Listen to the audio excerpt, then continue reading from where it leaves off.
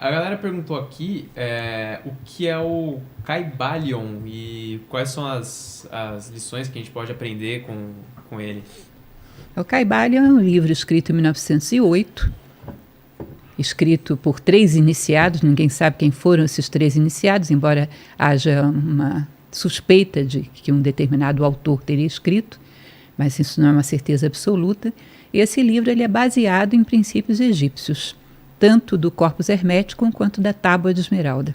Ele pega esses princípios egípcios e comenta e desdobra como 7 leis que regem a vida humana. Tá? Basicamente, todo o universo seria regido por essas 7 leis, segundo esse livro. E aí ele pega essas máximas de origem egípcia e comenta, desdobra de uma maneira muito bonita. Quais seriam algumas dessas verdades, por exemplo? Por exemplo, o universo é mental, que é o plano das ideias de Platão. Exato. O universo Olha é mental. Só. O princípio da correspondência, o que é acima, abaixo. Tá. Então, são uma série de princípios, 7 ao todo, que vão criando a estrutura, o esqueleto do funcionamento do universo como um todo, segundo a tradição egípcia. E aí ele desdobra um pouco desses princípios, o que dá para a gente entender, né? Porque deve ter milhares de aplicações. Ele desdobra um pouco para que a gente possa aplicá-los na nossa vida, a nosso favor. Entendi. Uma das coisas que eu mais tenho pensado sobre, não porque eu estou com vontade de morrer ou penso em morrer um dia, porque talvez eu seja eterno, né? Quem sabe? É uma esperança que eu tenho. Pelo tanto que você já viveu, parece mesmo que... Não precisava também humilhar, né, Paquito? Mas sobre a brevidade da vida, ou sobre o que Sêneca escreveu, e esse medo da gente da morte, né? E o que ela significa. O que a gente tem para falar sobre isso? Porque eu estou nessa fase de ficar pensando que eu estou mais perto da morte do que meu nascimento. Nasci em 70. Então a gente começa a pensar sobre a brevidade da vida. Vai depender muito do que você, não digo dogma teológico nenhum, apaga todos os dogmas teológicos, mas das impressões de vida autênticas que você reuniu. Em algum momento você teve uma sensação de que algo que está muito profundo em você, é impossível que esteja sujeito ao tempo. Não sei se você já fez essa experiência, lembrar de um fato da sua infância, de um fato da sua adolescência, de um fato da juventude e um fato bem recente da semana passada.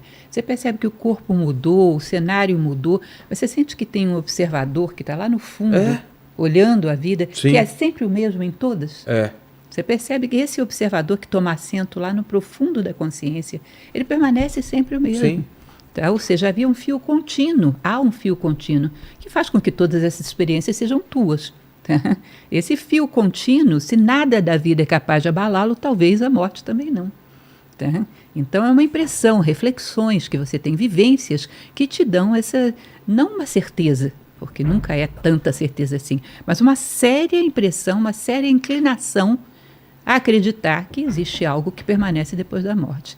Se você tem esse tipo de dedução, esse tipo de reflexão, é provável que você permaneça muito tranquilo diante da morte, porque você sabe que aquilo que você tem de mais profundo não é corruptível pelo tempo. Mas pode acabar.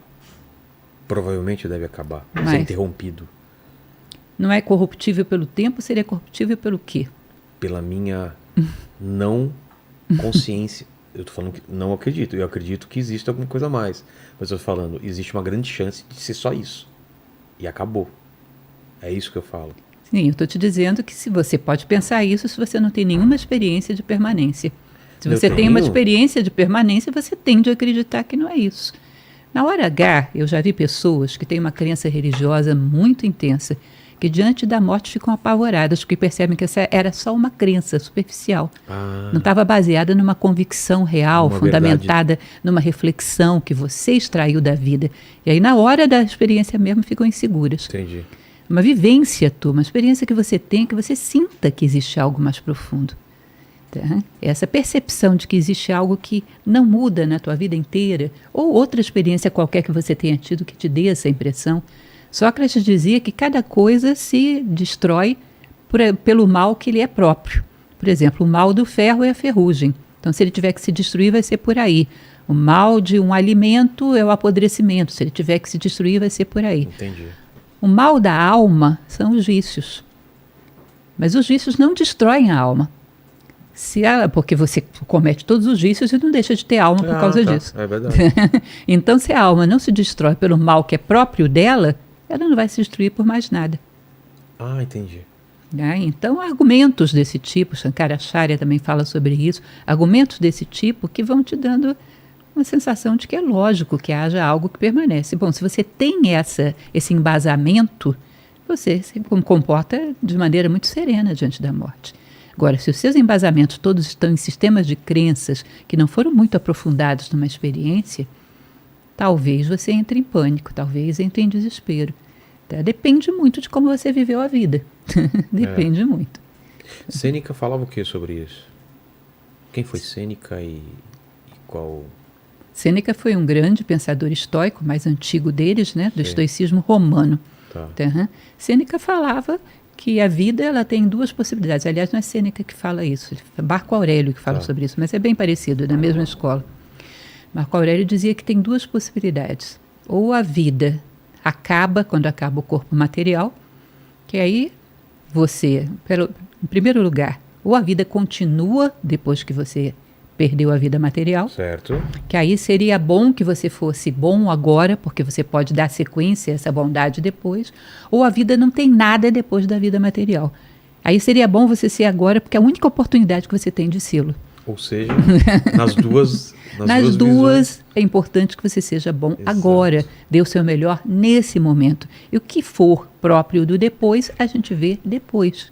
Que maravilhoso isso. Simples e claro, isso é uma visão estoica, né? Faça o que é próprio, ter o teu melhor nesse momento. E o que vem depois a gente vê. Isso é uma coisa maravilhosa, sabe para quem ouvir? Paquito.